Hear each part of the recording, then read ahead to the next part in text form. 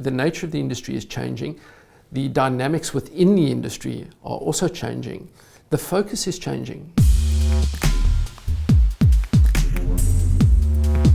The bold statement we made in 2017 was an indication from us as to where we saw the future in terms of automotive, in terms of automotive design and automotive engineering.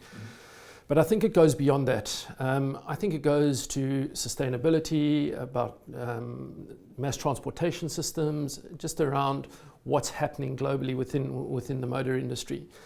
From a Jaguar Land Rover point of view, we committed and publicly stated that by 2020 all of our products, all of our new products would be available in a hybrid, electric and the standard ICE engines. Mm-hmm.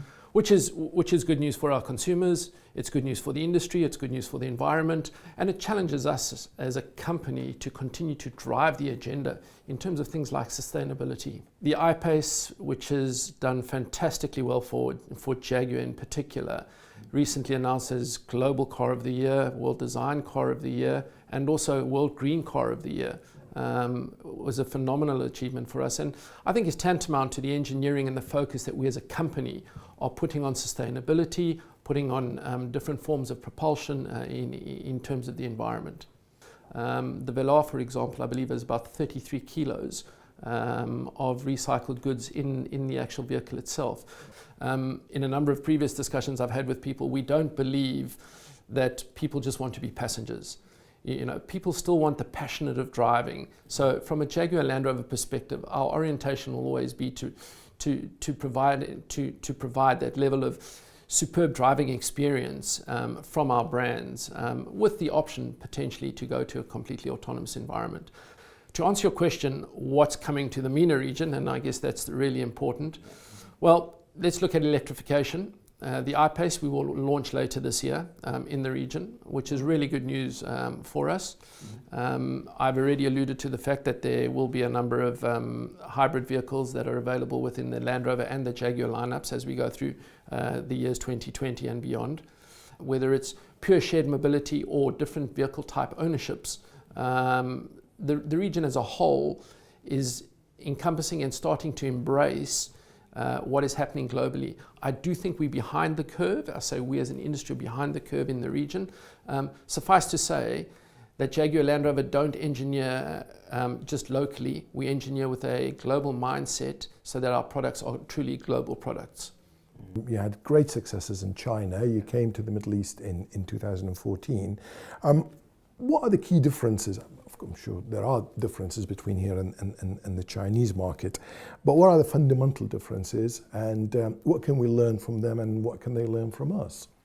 When I was in China, people would say, why are you being so conservative? Or there are no problems. We're just going to continue to sell vehicles and sell vehicles. And it wasn't the case. And the infrastructural development and the passion for brands is still developing in the Chinese environment.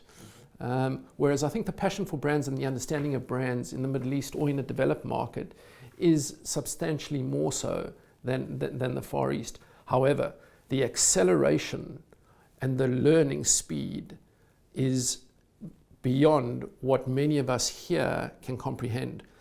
We are in a very, very challenging environment from a motor industry point of view.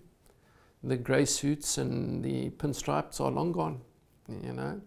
Yes. I know, you look at the two of us and you have to say you're sitting there in a tie. I'm in a grey suit, yes. But I think we need to be realistic. You know, the nature of the industry is changing. The dynamics within the industry are also changing. The focus is changing. You know, you've got the disruptors coming into the industry. You've got the Waymos. You would expect me to say Tesla, so I'll say Tesla. The luxury car segment is evolving as well, and of course JLR plays a big role in that. How do you see that market evolving over the next, let's say, 12 months, 24 months, and what kind of trends do you see emerging in there? I'm very happy with it. We've seen a significant increase in the Jaguar numbers year on year. So from a Jaguar perspective, we're up 46% year on year. From a Land Rover perspective, we're up 13% year on year on a much bigger volume.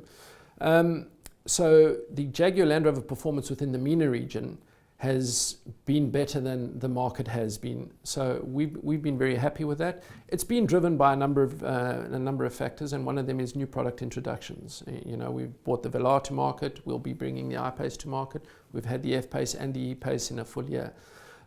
So it's that sort of thing which effectively has helped us. And we'll talk about the legendary Defender, because there's never a conversation with JLR people without talking about that. You know, just see the smile on my face, I think says it yes, all. Absolutely. Let me start at the beginning and say that Jaguar Land Rover, obviously we are investing heavily in SUV product. There's no secret in that. It is the fastest segment, the fastest growth segment within the motor industry. However, our saloon cars still remain an important part of our product life cycle and an important part of the Jaguar brand. We must never forget our heritage, you know, and that's what great brands are built on: fantastic heritage and performance.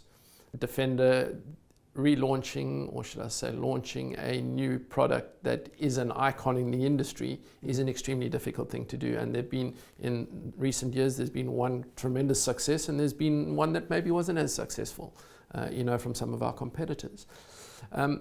Suffice to say, it will be launched in the region later in the year.